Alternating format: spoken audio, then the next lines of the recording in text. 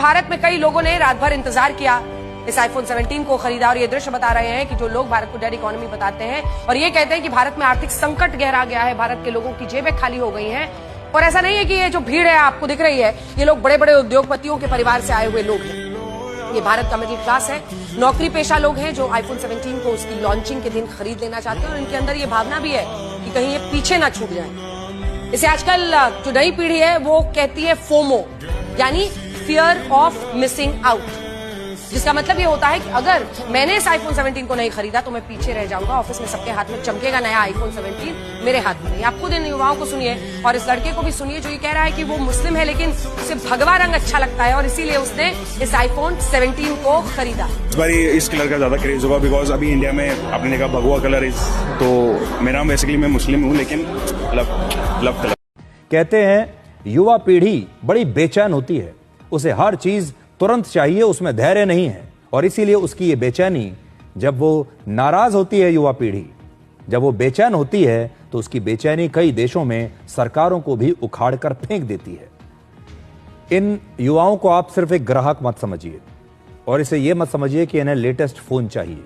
ये जो लाइन आपको दिख रही है, ये जो युवा आपको दिख रहे हैं, ये आत्मविश्वास का प्रतीक है। ये आत्मविश्वास नए भारत की असली क्रांति है और ये मजबूत भारत की तस्वीर है, आर्थिक रूप से मजबूत होते भारत की तस्वीर है। ये भारत के युवाओं की वो तस्वीर है जिसमें भारत के युवा बेस्ट चीज चाहते हैं, लेटेस्ट टेक्नोलॉजी चाहते हैं और उसे हासिल करने के लिए उनके पास सपना तो है ही लेकिन पैसा भी है। जो लोग कहते थे कि भारत एक डेड इकोनॉमी है, तो आप सोचिए इस डेड इकोनॉमी में ये 2 लाख रुपए का फोन के लिए कैसे लाइन लगी हुई है। ये डेड इकोनॉमी हो ही नहीं सकती। ये वो क्रांति नहीं है जो राहुल गांधी युवाओं से चाहते हैं, जिसका सपना राहुल गांधी देख रहे हैं। ये वो क्रांति नहीं है। कल शाम जब राहुल गांधी ने युवाओं को वोट चोरी और लोकतंत्र बचाने के नाम पर भड़काने की कोशिश की, तो उसके कुछ ही घंटों के बाद देश के युवाओं ने राहुल गांधी को आज ये जवाब दे दिया। जिस समय राहुल गांधी युवाओं को क्रांति के लिए उकसा रहे थे, उस समय भारत के युवा आईफोन खरीदने की तैयारी कर रहे थे। जिस समय राहुल गांधी युवाओं के जरिए अपनी राजनीति के नफा नुकसान का गुणा भाग कर रहे थे, हिसाब किताब लगा रहे थे, उस समय देश के ये हजारों युवा लेटेस्ट आईफोन खरीदने का अपना बजट बना रहे थे, आईफोन खरीदने के लिए लाइन में लग चुके थे। आज भारत के युवाओं की मांग है कि आईफोन समय पर चाहिए, आईफोन आज ही मेरी मुट्ठी में होना चाहिए, बाकी सब कुछ आसपास ठीक ठाक है। भारत में आईफोन इस्तेमाल करने वाले करीब 45% लोगों की उम्र 25 से 34 साल की है, यानी ज्यादातर युवा ही आईफोन का इस्तेमाल कर रहे हैं और ये वो लोग हैं जिन्हें महंगे और लेटेस्ट फोन पसंद है। को फोन चाहिए एप्पल वाला, हमको और कोई दिक्कत नहीं है, हमको सिर्फ फोन का दिक्कत है, हमको फोन चाहिए। कितना दाम एप्पल फोन मालूम? हाँ, कितना दाम? 1 लाख का भी आता है, 1.5 का भी आता है, 2 का भी आता है। अच्छा, जैसा कंपनी वैसा दाम। किससे मांगे? मम्मी से। मम्मी पास उतना पैसा है? नहीं पता। पापा क्या करते? ऐसे कुछ काम करते हैं, कभी काम मिलता है तो करते हैं, नहीं मिलता तो नहीं करते। शादी हो गई है? हाँ, शादी कर ली। लव मैरिज की हो? हाँ। किससे? सत्यम नाम। वो काम क्या करता है? वो काम नहीं करता है, वो पढ़ता है। अच्छा बताओ, दोनों के पास पैसा नहीं है तो मोबाइल कहाँ से आएगी?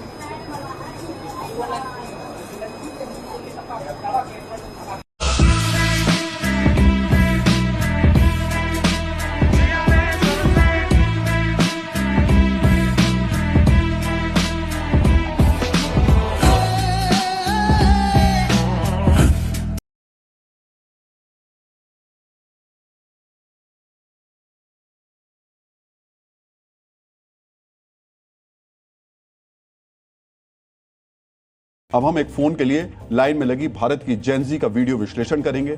आखिर उस फोन में ऐसा क्या है जिसके लिए जेनजी का एक तबका घंटों भर लाइन में लगा रहा।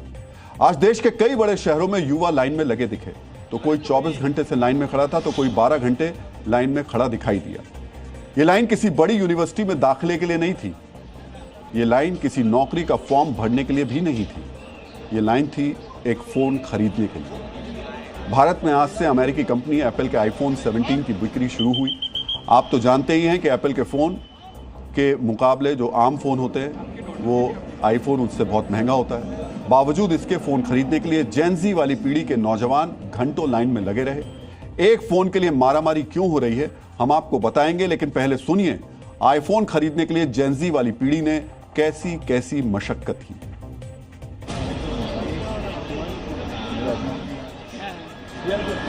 भी बहुत क्राउड है, अभी लोगों के अंदर भी बहुत भीड़ है लेने के लिए, बाय करने के लिए। लोग बहुत सारे अभी एक्साइटेड है आईफोन 17 प्रो मैक्स लेने के लिए। हम अहमदाबाद से आते हैं हर बार, अगली बार भी आए थे। सुबह आके भी यहाँ पे वेट करते हैं, फिर भी हम जो लाइन में खड़े रहते हैं। मैं थोड़ा लकी था क्योंकि मैंने प्री बुक करा था फोन, सो ऑलवेज अगर नेक्स्ट टाइम कोई आ रहा है please pre book your iPhones, it's always better.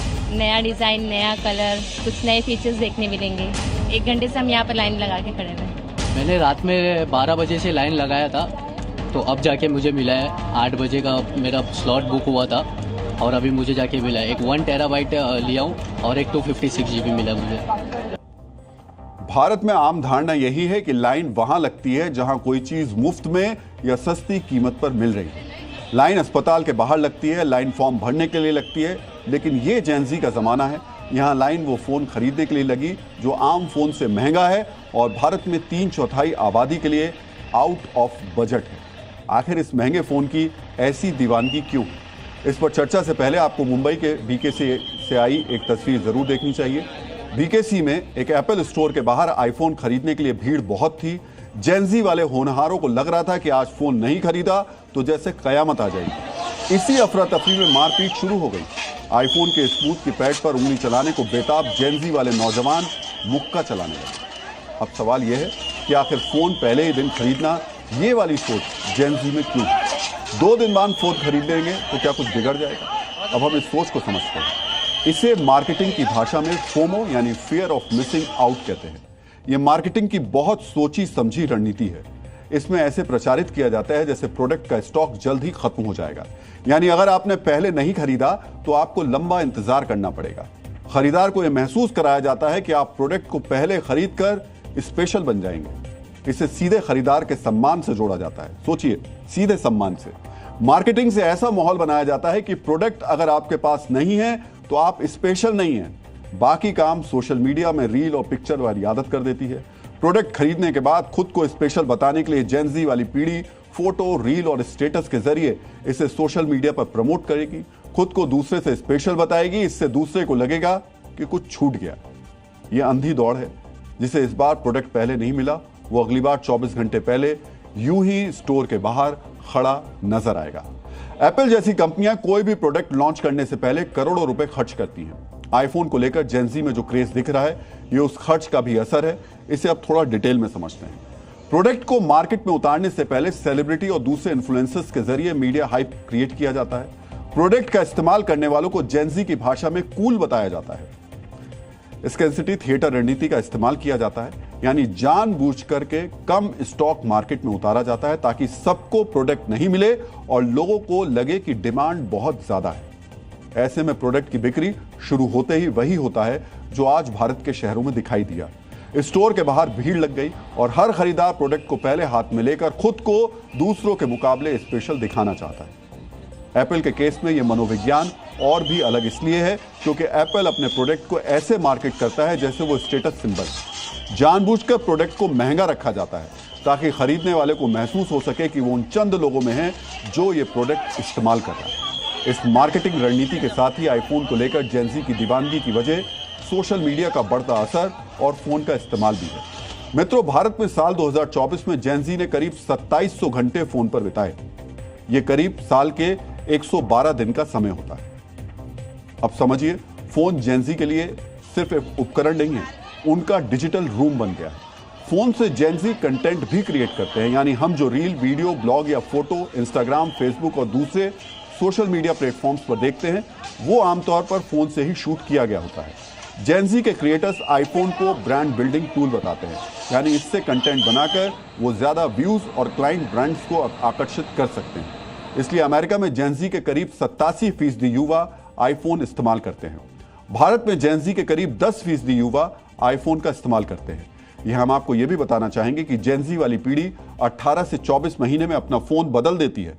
Apple जैसी कंपनियां जेनजी की इस आदत का भी फायदा उठाती हैं। कंपनियां जेनजी वाले खरीदारों को डिस्काउंट ऑफर करती हैं, उन्हें ईएमआई पर प्रोडक्ट ऑफर दिया जाता है। इतना ही नहीं, पुराने फोन की अच्छी कीमत भी ऑफर की जाती है।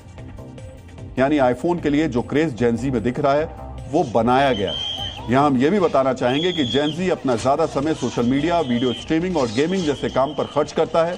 प्रोडक्टिविटी के लिहाज से एक्सपर्ट्स इसे समय का सदुपयोग नहीं मानते। यहां हम आपको बताना चाहेंगे कि अमेरिका की जेनजी को सबसे ज्यादा इनोवेटिव माना जाता है।